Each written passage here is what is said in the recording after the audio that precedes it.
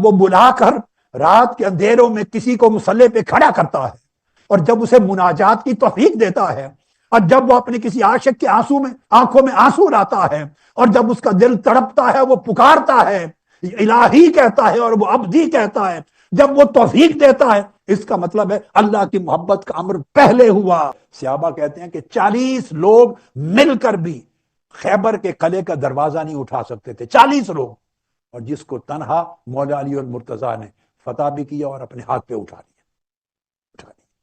ناممکن ممکن بنا ہو جاتی ہے اگر اللہ سے اور اللہ کے رسول سے عشق کا یہ حقیقی تعلق استوار ہو جائے، اور درمیان میں یہ جو گرد و غبار ہے جو ہمارے نفس نے پیدا کی ہے اور ہم اپنے آپ کو دھوکہ دیتے رہتے ہیں، لفظوں کا دھوکہ، جملوں کا دھوکہ، عبارت آرائی کا دھوکہ، ملاوٹ کرتے ہیں، اس سے نکل آئیں، باہر آ جائیں، تواضع انکساری میں چلے جائیں، ذلت و پستی میں اللہ کے حضور چلے جائیں، عشق میں بالکل راکھ ہو جائیں اور میں کو مٹا دیں، کچھ نہ رہیں۔ حضرت عطا کہ میں بازار گیا، اس کو امام یافعی نے روض الریاحین میں بیان کیا ہے۔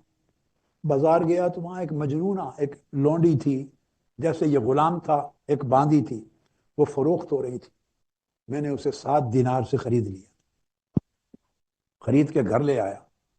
حضرت عطا بیان کرتے ہیں، اب یہ سب تابعین ہیں، عبداللہ ابن عباس کے تلامذہ ہیں، سلف صالحین ہیں۔ گھر لے آیا، رات کا میں نے اس کو کمرہ دکھا دیا، یہ آپ کے سونے کا کمرہ ہے۔ میں نے دیکھا کہ رات کے اندھیرے میں اٹھی، وضو کیا، نماز پڑھنے لگی، اور نماز پڑھتے پڑھتے رونے لگی، اور اتنا روئی، اللہ کی مناجات کرتی تھی، اتنا روئی کہ اس کا دم آنسوؤں سے گھٹ جا رہا تھا، دم گھٹ گیا تھا، اور وہ کہتی تھی اے میرے مالک، اے میرے معبود، آپ کو جو مجھ سے محبت ہے اس کا واسطہ مجھ پہ رحم کر دے۔ وہ ایک ہی بات بولتی تھی، اے میرے محبوب، میرے مالک، آپ کو جو مجھ سے محبت ہے اس کے صدقے مجھ پہ کرم کر دیں، بار بار یہ کہتی تھی۔ حضرت عطا کہتے ہیں مجھے یہ جملہ سمجھ میں نہیں آیا، میں اٹھا اور میں نے جا کے اس باندی سے کہا، کھڑے ہو کر فاصلے پر، میں نے کہا باندی تو جو چاہے مناجات کر، مگر اپنا جملہ درست کر لے، یوں نہ کہہ اللہ رب العزت کی بارگاہ میں کہ اے اللہ جو تجھے مجھ سے محبت ہے اس کے صدقے مجھ پہ کرم کر دے، یوں نہ کہہ، اس کے بلکہ یوں کہہ کہ جو مجھے تجھ سے محبت ہے اس کے صدقے یہ کر دے، جو میری محبت ہے اللہ آپ سے ہے اس کے صدقے کرم کر دے، یوں کر۔ وہ دیوانی وہ ہنس پڑی، اس نے کہا کہ آپ کو یہ راز معلوم نہیں۔ میں نے پوچھا کون سا راز ہے؟ اس نے کہا اگر اس کو اللہ کو مجھ سے محبت نہ ہوتی تو آپ کو بستر پہ نہ سلاتا اور مجھے اپنے حضور مصلی پہ کھڑا نہ کرتا۔ جب وہ بلا کر رات کے اندھیروں میں کسی کو مصلی پہ کھڑا کرتا ہے اور جب اسے مناجات کی توفیق دیتا ہے اور جب وہ اپنے کسی عاشق کے آنکھوں میں آنسو لاتا ہے اور جب اس کا دل تڑپتا ہے وہ پکارتا ہے، الہی کہتا ہے اور وہ عبدی کہتا ہے، جب وہ توفیق دیتا ہے، اس کا مطلب ہے اللہ کی محبت کا امر پہلے ہوا، بندہ اس کے حضور کھڑا ہونے کے قابل بعد میں ہوا۔ اللہ کی محبت بندے سے پہلے جاری ہوتی ہے، وہ محبت بندے کا انتخاب کرتی ہے، جبینوں کا انتخاب کرتی ہے، وہ آنسوؤں کے لیے آنکھوں کا انتخاب کرتی ہے، اپنی چاہت کے لیے دلوں کا انتخاب کرتی ہے، اپنے مصلی پر جو کہ اس کے در کا دروازہ ہے لا کر کسی کو بلا کے کھڑا کرتی ہے، تب بندہ اس کے لیے روتا دھوتا اور محبت کرتا ہے۔ جب یہ سنا تو کہنے لگے کہ یہ بات سن کر میں پھر زار و قطار منہ کے گل پڑا، اور زار و قطار رو پڑا، اور پھر اس مادی نے یہ شعر پڑھے، الکرب مجتمع والقلب محترق والصبر مفترق والدمع مستبق کیف القرار على من لا قرار له مما جناه الهوى والشوق والقلق یا رب ان کان شیء فیہ لی فرج فمن علی بہ ما دام بی رمق۔ وہ یہ کہی جا رہی تھی کہ باری تعالیٰ ایک طرف تڑپنا اور مضطرب ہونا، تڑپنا جمع ہو گیا ہے، ایک طرف میرا دل تیرے عشق کی آگ میں جلے جا رہا ہے، صبر مجھے چھوڑ کے الگ ہو گیا ہے، آنسو ہیں کہ تیرے فراق میں آگے گرتے بڑھتے جا رہے ہیں۔ تو جس کو عشق بھی ہو، شوق بھی ہو، تڑپ بھی ہو، ہجر بھی ہو، فراق بھی ہو، اور حملے اتنے ہوں اور ان کو چین نہ ملے، تو بھلا تیری ملاقات کے سوا اس کو سکون و چین کب ملے گا؟ مولا اگر میری زندگی میں کوئی شے تو نے ایسی رکھی ہے جو مجھ سے غم اور حزن اور فراق کو، تڑپنے کو دور کر سکے، تو جب تک میری جان باقی ہے وہ اپنے دیدار کا منظر مجھے عطا کر دے۔ وہ یہ کہہ رہی تھی بلند آواز سے، تو میں جب یہ سنا تو ساتھ وہ سجدے میں گر پڑی اور اس نے چیخ ماری، عرض کیا مولا الہی کانت المعاملۃ بینی و بینک سرا والآن قد علم المخلوقون فاقبضنی الیک ثم شاہقت شہقتا ففارقت الدنیا۔ پھر وہ کہنے لگی میرے مولا اب تک معاملہ تیرے اور میرے درمیان مخفی تھا، اب مخلوق کو پتہ چل گیا ہے، اب مجھے اپنے پاس بلا لے۔ وہ لذت جو تنہائی میں تجھ سے باتیں کرنے اور تیرے لیے تڑپتے اور رونے میں آتی تھی، اور تیری آواز دل کے کانوں سے سننے میں جو لذت آتی تھی، اب مخلوق نے سن لی ہے، اب اپنے پاس بلا لے۔ اس کی چیخ نکلی اور روح قفس انصری سے پرواز کر گئی۔ ایسے عاشق لوگ عشق کے حال میں مستغرق، فنا، عشق کی آگ میں جلے ہوئے، وہ صحابہ کرام کے وقت سے لے کر تابعین، اتباع التابعین، سلف صالحین تک ہوا کرتے تھے۔ حضرت ذوالنون مصری رضی اللہ تعالی عنہ بیان فرماتے ہیں کہ ہم مکہ معظمہ گئے حج پر، ہمارے ساتھ کچھ لوگ تھے، اس کو بھی امام ابن الملقن جو صحیح بخاری کے شارح ہیں امام عسقلانی سے بھی پہلے، انہوں نے اپنی کتاب حدائق الاولیاء میں بیان کیا، اور امام یافعی بھی امام عسقلانی سے قبل ہیں، کتاب روض الریاحین میں فرماتے ہیں حضرت ذوالنون مصری حج پر گئے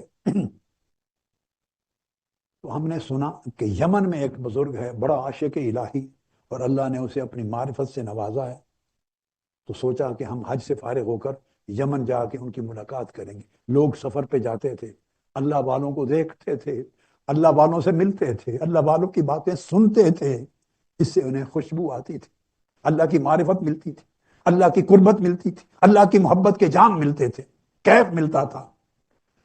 کہتے ہیں ہمارے وفد میں ایک نوجوان تھا، نوجوان بڑا عاشق تھا، بڑا عارف تھا نوجوان، اس کا چہرہ معرفت کے نور سے روشن تھا۔ اس نے کہا میں بھی چلوں گا۔ ہم حج سے فارغ ہوئے، یمن پہنچے، جا کے پتہ معلوم کیا، ان بزرگوں کے دروازے پر پہنچے یمن میں، دروازہ کھٹکھٹایا، بزرگ باہر تشریف لائے، مصافحہ کیا۔ وہ جو جوان تھا حضرت ذوالنون مصری فرماتے ہمارے وفد میں، اس نے ان سے پوچھا، ان بزرگوں سے، کہ سنا ہے آپ طبیب ہیں، دلوں کا علاج کرتے ہیں۔ اب جوان کی بولی سنیں، سنا ہے آپ طبیب ہیں، دلوں کا علاج کرتے ہیں، میرے دل میں ایک زخم ہے، زخم سمجھ گئے، زخم عشق ہے، زخم ہجر و فراق ہے، ایک زخم ہے، اور اس بیماری راسخ اور متمکن ہو گئی ہے، پختہ ہو گئی ہے، اس زخم کے لیے کوئی مرہم عطا کرتے ہیں۔ اس جوان نے زخم عشق کی مرہم مانگی، شیخ سمجھ گئے، فرمایا بیٹے جو پوچھنا ہے پوچھ لو۔ جوان نے پوچھا خوف الہی کی علامت کیا ہے؟ خوف الہی کی علامت کیا ہے؟ تو شیخ نے جواب دیا اس نوجوان کو، بیٹے خوف الہی کی علامت یہ ہے کہ اگر کسی کو اللہ کا خوف نصیب ہو جائے تو دنیا کے ہر خوفوں سے بے نیاز ہو جاتا ہے۔ یہ علامت آپ سمجھ لیں، آپ کو علامت بتا دی، جس کو اللہ کا خوف نصیب ہو جائے اسے دنیا کا ہر خوف اس کے دل سے ختم ہو جاتا ہے، وہ دنیا کے ہر خوف سے بے نیاز ہو جاتا ہے، یعنی بے خوف ہو جاتا ہے، اللہ کا خوف نصیب ہو جائے تو صرف وہ اللہ ہی کے خوف میں جم جاتا ہے۔ یہ بات سن کر وہ جوان تھا، اس کی چیخ نکلی اور بے ہوش ہو کر گر پڑا۔ جب ہوش آیا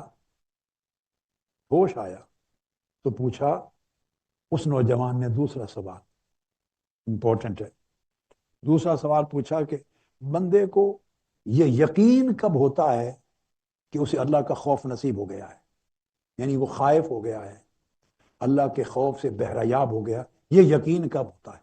یہ دوسرا سوال تھا، آپ کے لیے سنا رہا ہوں، میرے بیٹے میری بیٹیاں، معتکفین معتکفات، ویمن لیگ کی بیٹیاں خاص طور پہ ادھر بھی ڈالیں، اور یوتھ کے اور ایم ایس ایم کے، اور معتکفین میرے نوجوان بیٹے اور میری بیٹیاں۔ اس نے پوچھا کہ بندے کو یہ کب یقین ہوتا ہے کہ اللہ کا خوف نصیب ہو گیا ہے؟ فرمایا جب دنیا کی لذتوں کو چھوڑ دے، جب دنیا کی لذتیں اسے مزہ نہ دیں اور دنیا کی لذتوں کے پیچھے مارا مارا نہ پھرے، تو بس دنیا کی لذتوں کا جب ذوق ختم ہو جائے تو سمجھے اسے اللہ کا خوف نصیب ہو گیا ہے۔ اور لذتوں کو اس طرح چھوڑ دے جیسے بیمار اپنی بیماری میں کچھ نقصان دہ کھانے چھوڑ دیتا ہے اور کڑوی دوائی لیتا ہے، خوشی سے پیتا ہے، اس طرح لذتوں کو چھوڑ دے۔ اس جوان نے پھر چیخ ماری، بے ہوش ہو کر گر پڑا، ہم نے سمجھا اس کی روح پرواز کر گئی۔ حضرت ذوالنون مصری رضی اللہ تعالیٰ عنہ فرماتے ہیں تھوڑی دیر کے بعد وہ جوان ہوش میں آیا۔ ہوش میں آیا، اس نے کہا ایک آخری سوال ہے۔ بزرگوں نے فرمایا پوچھئے۔ کہا کہ اللہ کی محبت کی علامت کیا ہے؟ پوچھا عشق الہی کی علامت کیا ہے؟ اللہ کے عشق و محبت کی۔ تو شیخ نے فرمایا اے دوست جوان، عشق اور محبت کا درجہ بہت بڑا درجہ ہے۔ جب کسی کو عشق اور محبت اللہ کا نصیب ہو جائے تو ان کے دلوں سے حجابات کو اٹھا دیا جاتا ہے، پردے اٹھا دیے جاتے ہیں، پھر ان کے دلوں کو ایک آنکھ عطا کی جاتی ہے، ان آنکھ سے اپنے محبوب حقیقی کے انوار و تجلیات کے جلوے دیکھتا ہے، ان کا مشاہدہ کرتا ہے۔ پھر اس بندے کی ارواح ملکوتی جبروتی ہو جاتی ہیں، عالم جبروت کی ہو جاتی ہیں، ان کے جسم ملکوتی ہو جاتے ہیں، ان کے قلب سماوی آسمانی ہو جاتے ہیں۔ یعنی تشکیل تو زمینی عناصر سے ہوئی ہوتی ہے مگر ان کے خواص آسمانی ملکوتی جبروتی ہو جاتے ہیں۔ بشری اوصاف کمزور پڑ جاتے ہیں، ملکوتی اوصاف غالب آ جاتے ہیں۔ اور دل کے پردے اٹھا دینے کا مطلب یہ ہے کہ دل غفلت کے حجابات سے نکل جاتا ہے، دل کو اللہ کی یاد اور اللہ کے ذکر سے محبت ہو جاتی ہے، اللہ کے نام اور عبادت سے انس ہو جاتا ہے، اللہ کی خدمت کرنے میں تکلیف نہیں راحت محسوس کرتا ہے۔ جب دل اس طرح اللہ کے ساتھ مانوس ہو جائے، جڑ جائے، تو سمجھے حجابات اٹھ گئے ہیں۔ وہ بندہ پھر دل کی اس آنکھ سے اللہ کے جلوہ حسن کا مشاہدہ کرتا ہے، اور پھر وہ اپنی استطاعت کے مطابق اللہ کی عبادت کرتا ہے، اللہ کے دین کی خدمت کرتا ہے، اللہ کے لیے بھاگ دوڑ کرتا ہے، مجاہدہ کرتا ہے، ریاضت کرتا ہے۔ مگر جتنی عبادت کرتا ہے نہ اس کی دنیاوی کسی نعمت کا طمع اس کے دل میں ہوتا ہے، نہ اس کے عوض میں دنیا کی کوئی نعمت مانگتا ہے، معاوضہ مانگتا ہے، عہدہ مانگتا ہے، منصب مانگتا ہے، نہ دنیا کی عزت مانگتا ہے، نہ عزت افزائی مانگتا ہے، نہ دنیا کی طرف سے تعریف مانگتا ہے۔ تو نہ دنیا کی کوئی نعمت کا طلبگار ہوتا ہے، نہ جنت کی کوئی طمع اس کے دل میں رہتی ہے، حور و قصور اور جنت کے باغات کسی چیز کا طمع نہیں رہتا، نہ جہنم کا خوف ہوتا ہے۔ جب اس کو اللہ رب العزت کی محبت نصیب ہو جاتی ہے اور دل میں عشق کی آنکھ کھل جاتی ہے، ہر شے سے بے نیاز ہو جاتا ہے، صرف ایک ہی طلب رہتی ہے کہ کب پردہ اٹھے اور میں اپنے محبوب حقیقی کا مکھڑا تک لوں، صرف اللہ کے دیدار کی طلب رہتی۔ جب یہ کیفیت ہو جائے اور باقی ہر چیز سے بندے کا دل بے نیاز ہو جائے تو سمجھے اسے اللہ کی محبت اور عشق نصیب ہو گیا۔ حضرت ذوالنون مصری فرماتے ہیں، ان کے الفاظ سے ان المحبین للہ تعالی شق لهم عن قلوبهم فابصروا بنور القلوب الى جلال المحبوب فعبدوه بمبلغ استطاعتهم له لا طمعا في جنته ولا خوفا من ناره فشهق الشاب شهقة ومات۔ اسی وقت وہ گرا، چیخ ماری، اور اس کی روح قفس عنصری سے پرواز کر گئی۔ یہ عشق کے احوال ہیں۔ عزیزان محترم، آج کی بات میں جس پر ختم کرنا چاہتا ہوں وہ توجہ سے سن لیں۔ بہت سی چیزیں تھیں آج کے لیے، میں نے چناؤ کیا، کئی چیزیں چھوڑی۔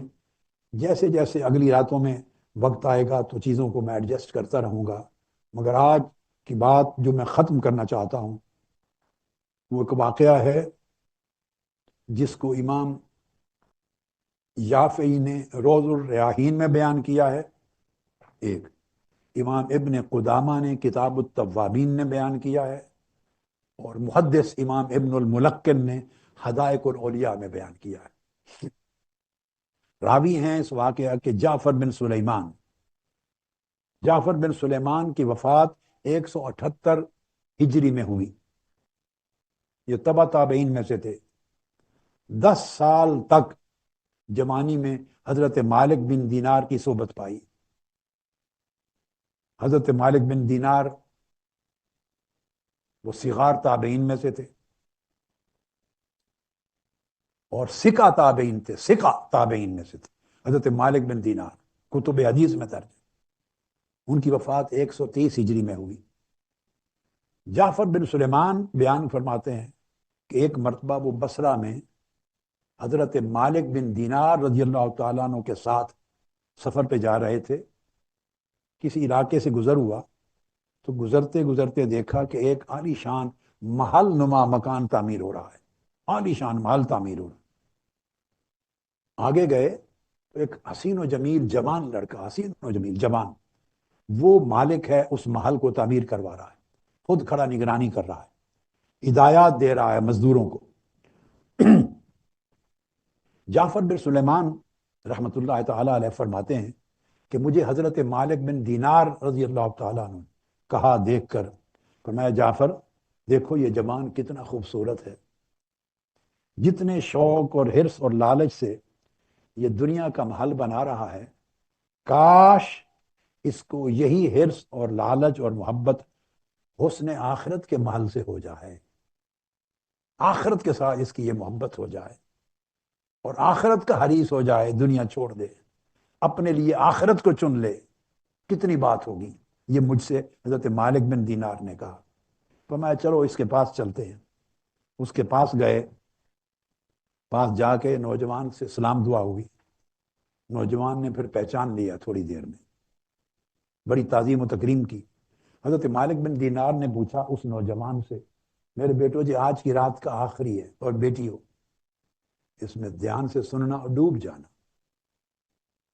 ڈوب جانا۔ ہائے ہائے ہائے۔ حضرت مالک بن دینار نے اس جوان سے پوچھا، بیٹے بڑا خوبصورت محل بنوا رہے ہو، اس پر تمہارا کتنا خرچ آئے گا؟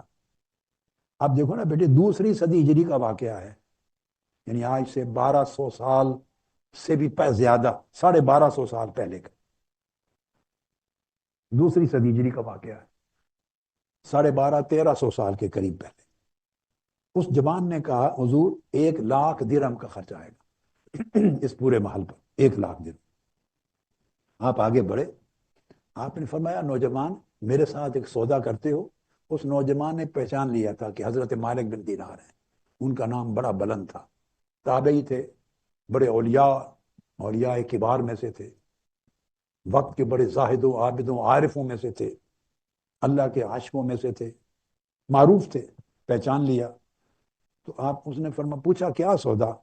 میں یہ 1,00,000 درہم مجھے دے دو، میں اس کے بدلے تمہیں اس سے کہیں زیادہ 70 گنا بڑا ایک عمدہ محل تیار کروا کے دیتا ہوں، اس سے 70 گنا بڑا محل ہوگا، اس میں یاقوت ہوں گے، اس میں زعفران ہوگی، مشک ہوں گے، عنبر ہوں گے، اس کے اندر کبے ہوں گے، خیمے ہوں گے، اس کے نیچے دریا ہوں گے، نہریں ہوں گی، چشمے ہوں گی، خدمت کے لیے بہت نورانی چیزیں ہوں گی، ایک ایسا خوبصورت اور ابد الآباد تک رہے گا جو تم نے دیکھا ہی نہیں ہوگا، وہ محل اس کے بدلے میں تمہیں تیار کروا دیتا ہوں، 1,00,000 درہم مجھے دے دو۔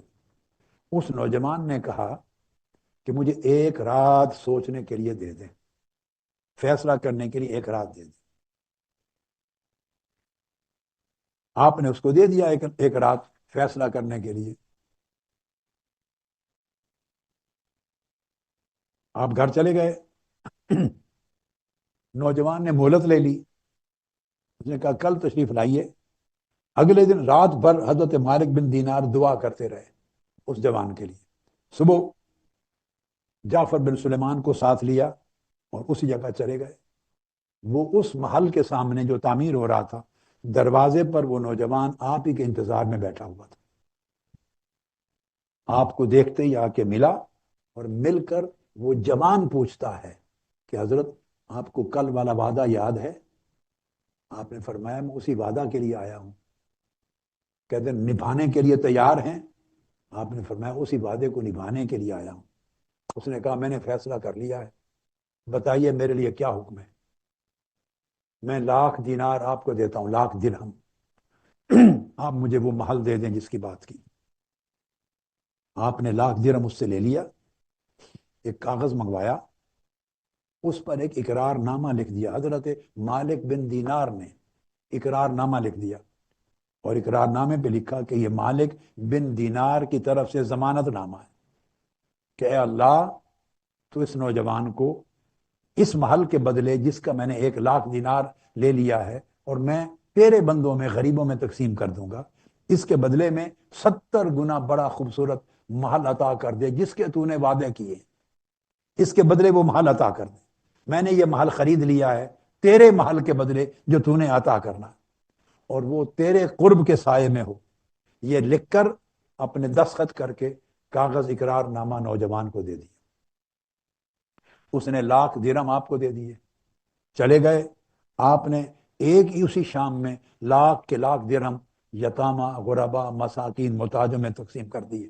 شام کو ایک کوڑی بھی نہیں چھوڑی تھی، سب تقسیم ہو گئے۔ نوجوان نے لے لیا، اب آپس میں رابطہ نہیں ہوا 40 دن تک۔ 40 دن کے بعد حضرت جعفر بن سلیمان کہتے ہیں کہ میں پھر حضرت مالک بن دینار رضی اللہ تعالیٰ عنہ کے ساتھ اسی طرف گیا، اس محلے کی مسجد میں نماز صبح، نماز فجر ادا کی۔ جب نماز سے فارغ ہوئے تو مسجد کے محراب میں ایک کاغذ پڑا تھا۔ حضرت مالک بن دینار آگے بڑھے، انہوں نے وہ کاغذ اٹھایا، اس کاغذ پر نور کی لکھائی تھی، نور کی سیاہی نہیں، نور کی لکھائی، اور اس پر یہ لکھا ہوا تھا کہ اللہ رب العزت نے اے مالک بن دینار تیرے ضمانت نامے کو قبول کر کے اس جوان کو 70 گنا بڑا محل عطا کر دیا ہے۔ جو ضمانت تو نے اللہ پر یقین اور توکل کرتے ہوئے دی تھی اور اس نے تیری بات پہ یقین کر لیا تھا، اللہ نے حسب وعدہ 70 گنا بڑا محل اس کو عطا کر دیا۔ اس کاغذ کی بیک پہ یہ لکھا تھا۔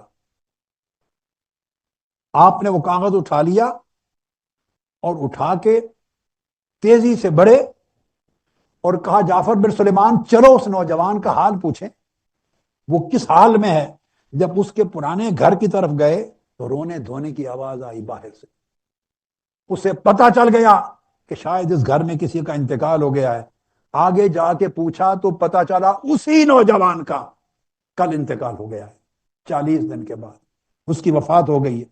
جب وفات ہوئی تو دوڑے کہ اس کو غسل کس نے دیا تھا۔ غسال ملا، غسال سے پوچھا مجھے اس کے غسل کا اور تدفین و تکفین کا حال سناؤ۔ غسال نے کہا کہ خدا کی قسم غسل جب میں دے چکا تو غسل سے پہلے، مرنے سے پہلے وصیت کے طور پہ اس جوان نے ایک کاغذ مجھے دیا تھا، اس کاغذ پہ یہ لکھا ہوا تھا وہی اقرار نامہ جو حضرت مالک بن دینار نے جوان کو دیا تھا۔ اس نے مجھے کاغذ دیا اور کہا کہ میرے جسم اور میرے کفن کے درمیان اس کاغذ کو رکھ کے مجھے قبر میں ڈال دینا۔ میں نے اللہ گواہ ہے کہ وہ کاغذ اس کے کفن میں چھپا کے اس کو قبر میں داخل کر دیا، لوٹا دیا قبر میں۔ حضرت مالک بن دینار نے جیب سے وہ کاغذ نکالا جو مسجد کے محراب سے اٹھا کے لائے تھے، جس پر نور کے قلم سے اللہ کی طرف سے برات نامہ لکھا ہوا تھا، نکال کے اس غسال کو دکھایا، جو کاغذ تم رکھ کے آئے تھے اس کو دیکھو۔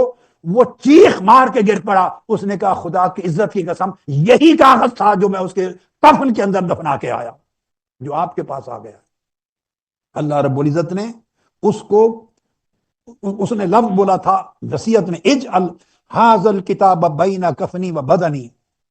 غسال نے کہا قال علی قبل الموت اذا انا مت وغسلتنی وکفتنی اجعل ھذا الکتاب بین کفنی و بدنی، جب میں مر جاؤں مجھے غسل دے لو، وکفنتنی مجھے کفن دے لو، تو یہ کاغذ اقرار نامہ میرے کفن اور بدن کے درمیان رکھ دینا۔ اے حضرت مالک بن دینار اللہ کی عزت کی قسم وہ یہی کاغذ تھا جو آپ لے کے آئے ہیں۔ اللہ نے وہ پرچہ ادھر عطا کر دیا کہ مرنے سے پہلے کہا جوان مالک بن دینار کے اقرار نامہ کی طرح 70 گنا کر محل ہم نے اپنے قربت کے سائے میں تمہیں عطا کر دیا ہے۔ میرے بیٹوں میرے بیٹیوں، وہ زمانے کیا تھے، وہ زمانے کیا تھے؟ ان زمانوں میں یہ سب کچھ ہوتا تھا، یہ کیفیات وارد ہوتی تھی، یہ مناظر نظر آتے تھے، اس لیے کہ اس زمانوں میں دلوں کے مطلع صاف تھے، دلوں کے مطالع صاف تھے، سورج بھی دکھائی دیتا تھا عاشقوں کو، شعائیں سب کچھ محسوس بھی ہوتا تھا۔ اب ہمارے دلوں کے مطلع گرد آلود ہو گئے ہیں، ان پر سیاہی آ گئی ہے، سیاہ آندھیاں آ گئی ہیں، اب نہ کچھ نظر آتا ہے نہ کچھ محسوس ہوتا ہے۔ مادیت نے، نفسیت نے، نفسانیت نے، انانیت نے، حرص نے، ہوس نے، غیظ و غضب نے، پریشانی نے، غیبت نے، چغلی نے، بدنیتی نے تباہی پھیر کے ہمارے باطن کو گدلا کر دیا ہے اندھیری رات کی طرح۔ کیفیات، تجلیات، عنایات، شفقات، لطف و کرم کی کیفیات اب بھی وہی ہے، مگر مطلع گرد آلود ہے، نہ نظر آتا ہے نہ محسوس ہوتا۔ آپ یاد کریں، آپ میں سے جو زیادہ عمر کے لوگ ہیں، زیادہ عمر کے لوگ، میں ایک بات آپ کو یاد دلاتا ہوں، میں نے دیکھا ہوا ہے ہماری بچپن اور نوجوانی تک، آپ میں سے جن لوگوں نے یہ منظر دیکھا ہو صرف وہی ہاتھ کھڑا کرے، صرف وہی جنہوں نے آنکھوں سے دیکھا ہو۔ ہم دیکھا کرتے تھے پہلے زمانوں میں کہ اگر کوئی ایک قتل ہو جاتا تھا یا کوئی 2-4 آدمی قتل ہو جاتے تھے، اس شام کو آسمان سرخ ہو جاتا تھا۔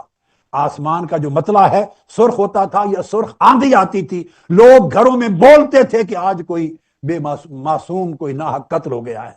بولیے کس کس نے یہ منظر دیکھا ہوا ہے یا اپنے والدین سے سنا ہوا ہے؟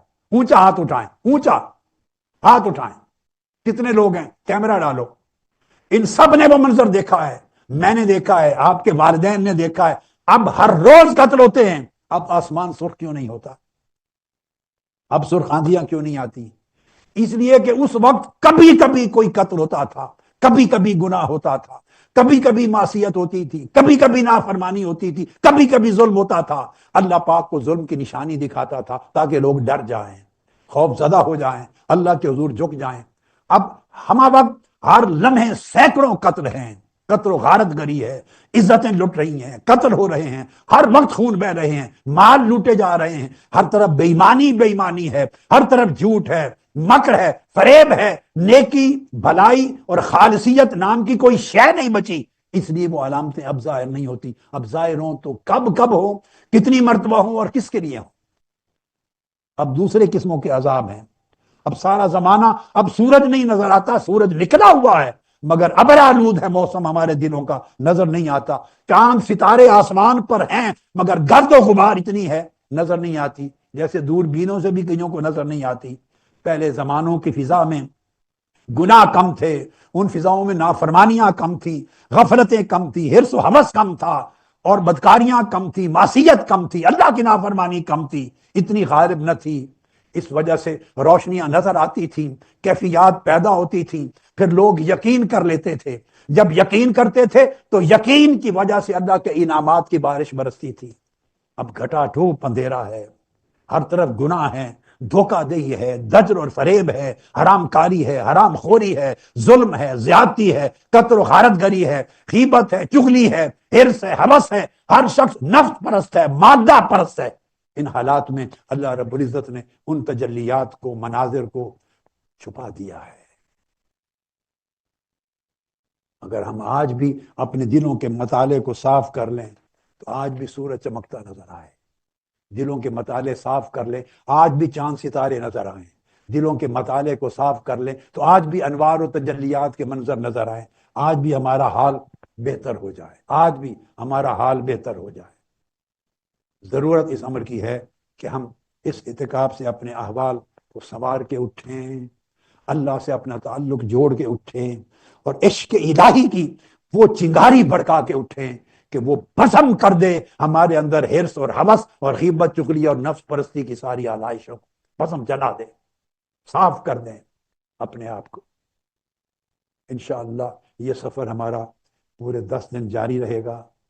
میں ختم کرتے ہوئے تذکرہ کرنا چاہتا ہوں ایک حدیث کا، سیدنا مولا علی المرتضیٰ کرم اللہ وجہ الکریم کا، چونکہ آج 21ویں شب رمضان ان کی شب ولادت ہے، اور معمول ہے آپ کی شب شہادت ہے، سیدنا مولا علی المرتضیٰ کرم اللہ وجہ الکریم کی شب شہادت ہے آپ کی شان اقدس میں ایک حدیث، اور بڑی خوبصورت حدیث سنا کے ختم کرنا ہوں۔ حضرت سلمہ بن اکوع رضی اللہ تعالیٰ عنہ حدیث کے راوی ہیں، اور حدیث متفق علیہ ہے بخاری اور مسلم میں۔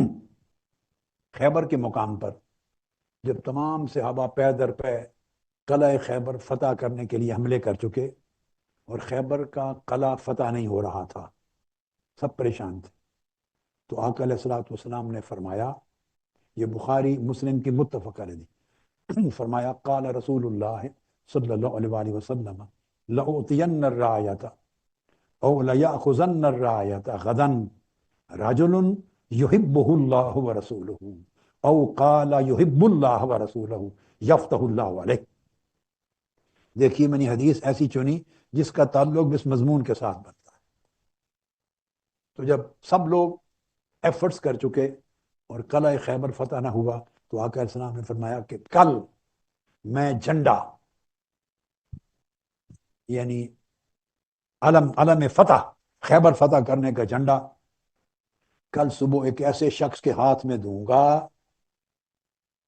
جس سے اللہ محبت کرتا ہوگا اور اللہ کے رسول محبت کرتے ہیں۔ اور حدیث کے دوسرے الفاظ ہیں، فرمایا کہ یا اللہ اس سے محبت کرتا ہوگا اور اللہ کا رسول اس سے محبت کرتا، یعنی وہ اللہ سے محبت کرتا ہوگا اور اللہ کے رسول سے، اور اللہ اور اللہ کے رسول اس سے محبت کرتے ہوں گے، دو طرفہ جن کی محبت ہوگی، اس کو دوں گا۔ وَيَفْتَحُ اللَّهُ عَلَيْهِ، اللہ پاک اس کے ہاتھ پہ قلعہ خیبر فتح فرما دے گا۔ صحابہ کرام کہتے ہیں فَإِذَا نَحْنُ بِعَلِيٍّ، ہم میں سے سارے توقع کر رہے تھے کہ ہمیں ملے گا، ہمیں ملے گا، مجھے ملے گا، لیکن نہیں، آقا علیہ الصلوۃ والسلام نے حضرت علی شیر خدا کو عطا کیا۔ وما نرجوہ، ان کی آنکھوں میں تکلیف تھی، آقا علیہ السلام انہیں مدینہ طیبہ چھوڑ کے آئے تھے، ہم توقع نہیں کر رہے تھے کہ علی ابن ابی طالب یہاں پہنچیں گے رضی اللہ تعالیٰ عنہ، وہ اچانک آ گئے، فقالوا ھذا علی، یہ علی آ گئے، فاعطاہ رسول اللہ صلی اللہ علیہ وآلہ وسلم ففتح اللہ علیہ، آقا علیہ السلام نے خیبر کی فتح کا جو علم تھا، لشکر کی سربراہی، حضرت علی کو عطا کی، اور آپ کے ہاتھ پر پھر خیبر فتح ہوا۔ اسی حدیث کو حضرت سہل بن سعد ساعدی نے بھی روایت کیا ہے، وہ بھی یہی مضمون ہے۔ فرمایا یفتح اللہ علیہ یحب اللہ ورسولہ ویحبہ اللہ ورسولہ، وہ اللہ سے اور اللہ کے رسول سے محبت کرتا ہوگا جس کو کل جھنڈا دوں گا، اور اللہ اس سے محبت کرتا ہوگا اور اللہ کا رسول بھی اس سے محبت کرتا، یعنی وہ اللہ اس کے رسول کا محب بھی ہوگا اور اللہ رسول کا محبوب بھی ہوگا۔ صحابہ کرام کہتے ہیں ہم ساری رات اسی سوچ میں رہے، انتظار میں رہے کہ کل جھنڈا کس کو ملتا ہے، اور ہم میں سے ہر شخص توقع کرتا تھا شاید مجھے مل جائے، مجھے مل جائے، مجھے مل جائے، مگر نہیں۔ صبح سیدنا علی شیر خدا موجود ہی نہیں تھے، مگر صبح وہ آئے، آقا علیہ السلام نے پوچھا علی کہاں ہے، آپ اپیئر ہوئے، آپ نے جھنڈا عطا کیا۔ اور اس کی آخری روایت بڑی خوبصورت، حضرت ابو ہریرہ رضی اللہ تعالیٰ عنہ مروی ہیں، اور یہ صحیح مسلم کی، پہلی دونوں روایتیں متفق علیہ، یہ بھی حدیث صحیح مسلم شریف کی۔ آقا علیہ السلام نے وہی کلمات فرمائے جو میں پہلے کہہ چکا ہوں۔ اس پر سیدنا فاروق اعظم رضی اللہ تعالیٰ عنہ کا ایک جملہ ہے، آپ اندازہ کریں کتنے بڑے ایمان تھے، کتنی بڑی امانت تھی، کتنی بڑی دیانت تھی کہ کوئی بات چھپاتے نہ تھے، دوسرے کی عزت کی، دوسرے کی عظمت و مرتبت کی بات ہے، دوسرے کی قدر و رفعت کی بات ہے، چھپاتے نہ تھے، یہ ایمان کی صفائی تھی۔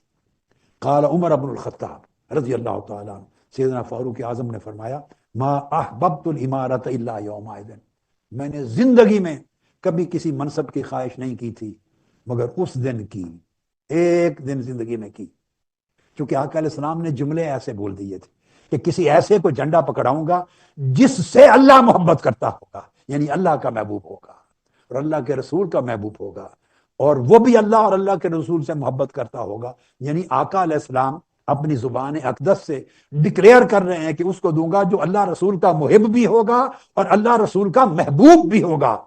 تو یہ طلب دراصل عمارت کی نہیں تھی، طلب محبت الہی کی تھی، عشق الہی کی تھی، عشق رسول کی تھی۔ کاش یہ رشتہ، یہ خوش نصیبی میری بن جائے۔ سیدنا فاروق اعظم رضی اللہ تعالیٰ عنہ فرماتے ہیں تو میں بھی اس خواہش سے بیٹھا تھا کہ شاید مجھے بلاوا آ جائے، بلا لے۔ قال فدعا رسول اللہ صلی اللہ علیہ وآلہ وسلم علی ابن ابی طالب، لیکن آقا علیہ السلام نے تو سب صحابہ میں سے صرف علی ابن ابی طالب رضی اللہ تعالیٰ عنہ کو آواز دی، فأعطاہ ایہا، اور آپ کو جھنڈا عطا کر دی۔ وقال امشی ولا تلتفت، اور فرمایا علی جھنڈا لیں اور آگے بڑھتے جاؤ، بڑھتے جاؤ، دائیں بائیں مڑ کے نہ دیکھنا، حتی یفتح اللہ علیک، یہاں تک کہ اللہ خیبر تمہارے ہاتھ پہ فتح فرمائے۔ پہلے خوشخبری دی۔